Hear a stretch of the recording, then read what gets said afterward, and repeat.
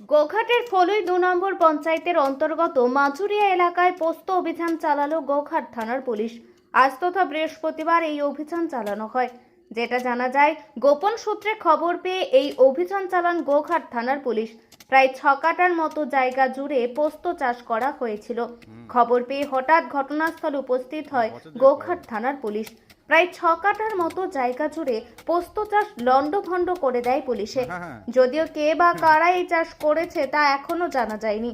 কে বা কারা এই চাষের সাথে যুক্ত আছে তারা যাতে খুব শীঘ্রই ধরা পড়ে এই বিষয়ে তদন্ত শুরু করেছে গোঘাট থানার পুলিশ।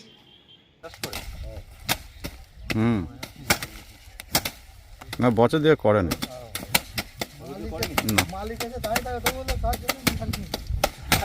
হ্যাঁ